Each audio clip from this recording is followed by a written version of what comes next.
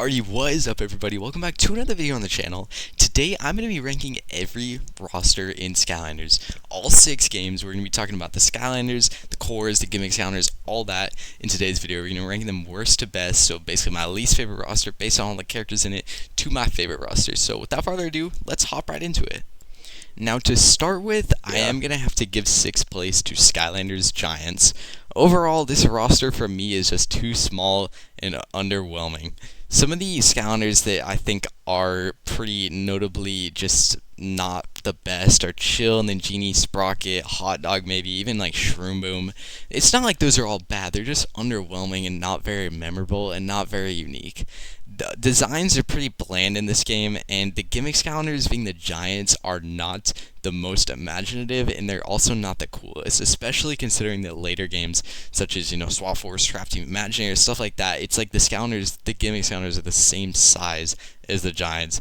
Takes away the whole cool factor, makes it just seems like a bunch of cores and a bunch of big cores, and none of them really have the best designs. And the fact that the roster is only 16 Skylanders, which is half of what I feel like it should be, it really does not help out this roster much.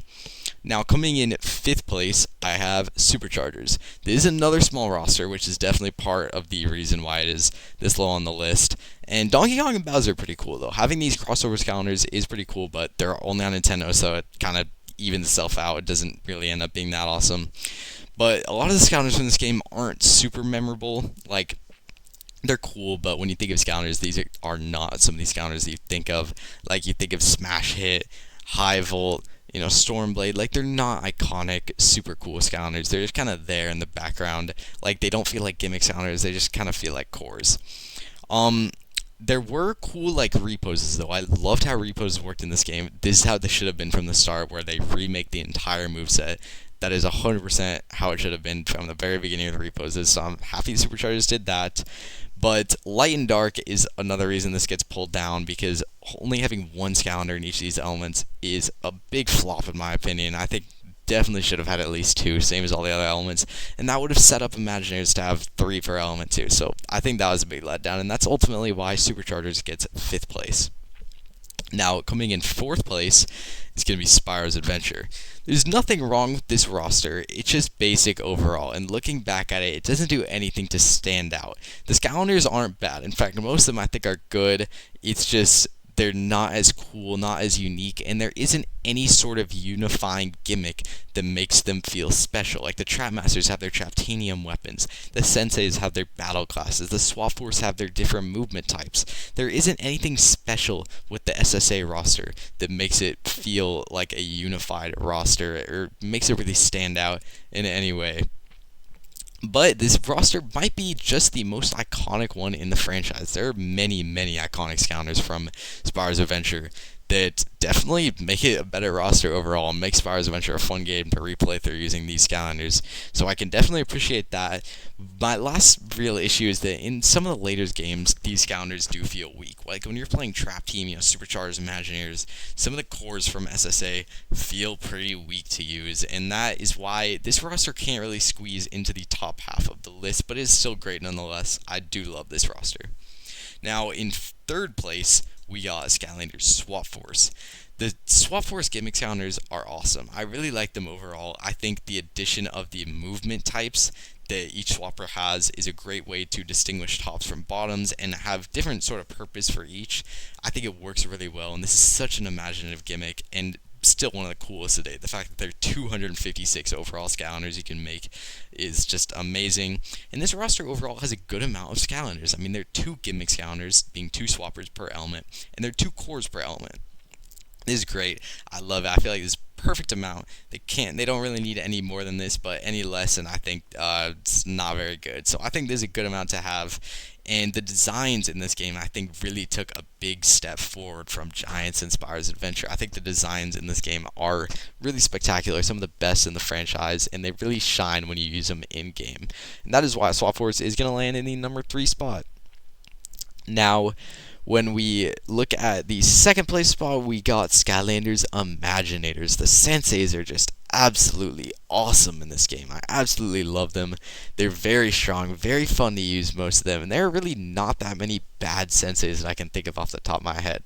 Like, there are a couple ones that I'm not a big fan of, but for the most part, they're all really good, and I think this roster really shows how good a roster can be. Also, having Chaos as a playable Skylander was awesome.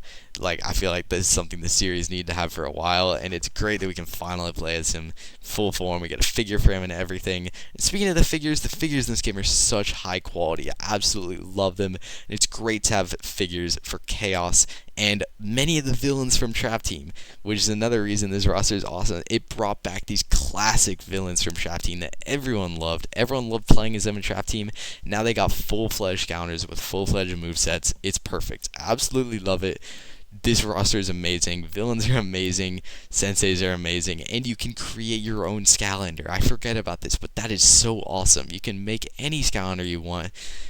10 different battle classes, 10 different elements, and you have all the parts in the world. It's awesome. This roster is fantastic. The only reason it's not first place is because Skylanders Trap Team has the best roster in the entire franchise, in my opinion. The Gimmick Team, to begin with, the Trap Team, the Trap Masters, are awesome. I think they look the coolest just based on figures and in game. They all have their Traptanium weapons that match the color with the element, and they are all super powerful, super fun to use, and they get boosts in game. You know, they can break the Traptanium, they can go into elemental gates, they have an attack boost against villains. They are just so much fun to use in the game.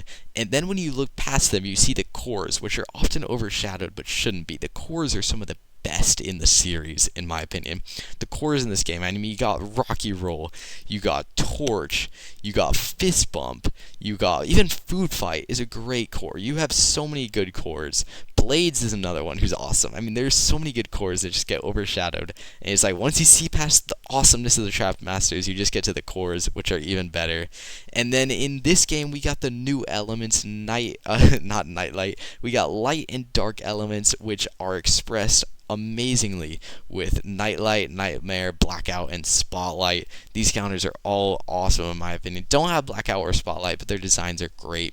And then Nightlight and Nightmare, I do have both of them. Do really like both of them. They're awesome introductions to these new elements, which is why Skylanders Trap Team is going to get the first place roster for me. Alright, thank you guys so much for watching. Remember, this is just my personal opinion, so don't be offended by anything I say in this video. I thank you guys again for staying till the very end of this video. Please leave your list down in the comments below, because I'm very interested to see what you guys think. And thank you guys for watching. I'll see you guys next time. Bye, guys.